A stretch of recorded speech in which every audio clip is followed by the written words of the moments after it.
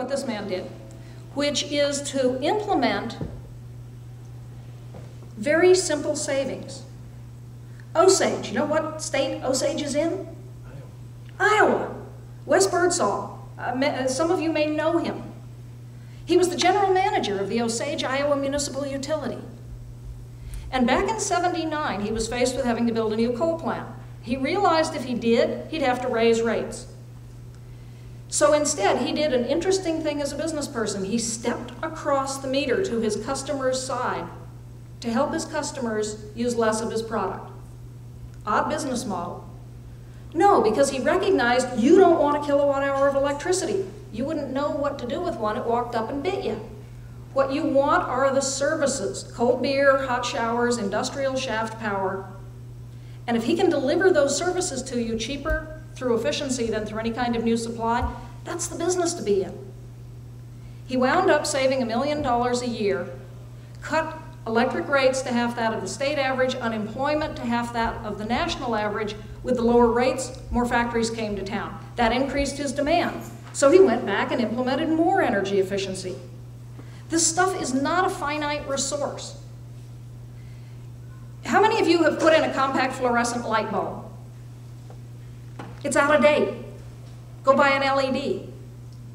The more we innovate, the more we find ways to reduce our energy use even more. How do you do it? How do you do it in your own community? First of all, go on the website, netcapsolutions.org, Climate Protection Manual, and download for free a manual that you can use in your own community to begin implementing a climate protection program. Late this fall, there will be a companion manual for small businesses, also for free. If you really want a hard copy, mail us and we'll charge you whatever the printing costs are and send it to you. But save paper, download it. I mentioned we're losing every major ecosystem. You don't have to take my word for it. The recent UN Millennium Ecosystem Assessment, which is the work of a lot of scientists from most of the world's countries, concluded that we have polluted or overexploited 2/3 of the ecosystems on which life depends, to the point that the ability of these ecosystems to sustain future generations can no longer be taken for granted. We are in the presence of a great university. What is the purpose of universities if not future generations? A nonprofit out of the United Kingdom recently, well, about 5 years ago, it started sending out to the Financial Times 500 biggest companies on Earth, a little survey saying, what's your carbon footprint? And for a couple of years, everybody ignored it, until 2 years ago when 60% of the companies answered. Last year, 70% of the companies answered. Why? The project now represents institutional investors with $41 trillion in assets. If you're going to go to the capital marketplace, you might want to answer their questions. If, as a corporate executive, you fail to disclose to shareholders information that can materially affect the value of stock, you can be personally, criminally liable. What's your carbon footprint? It's critically important, though, and this is particularly important for your state, that we source the feedstocks sustainably. Right now, we don't. Corn ethanol is daft.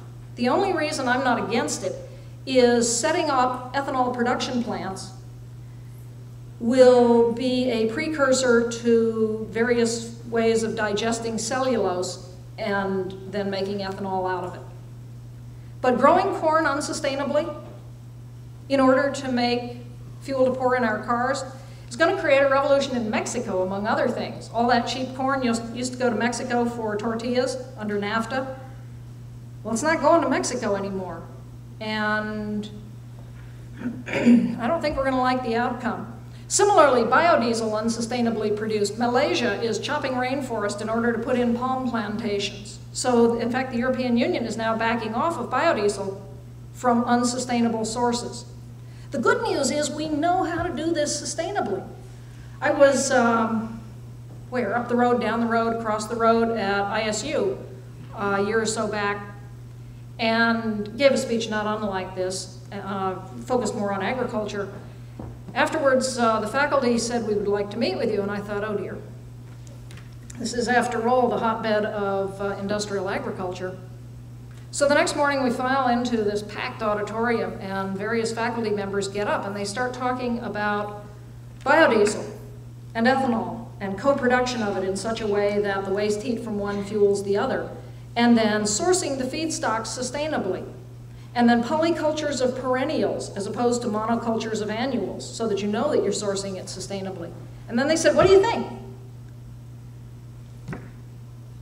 I said, I think the revolution happened and I slept through it. Here in Iowa, you have the opportunity to prove that we can have a bioeconomy, that you can take energy from wind, from sun, that you can grow feedstocks. You can be the Saudi Arabia of the bioeconomy.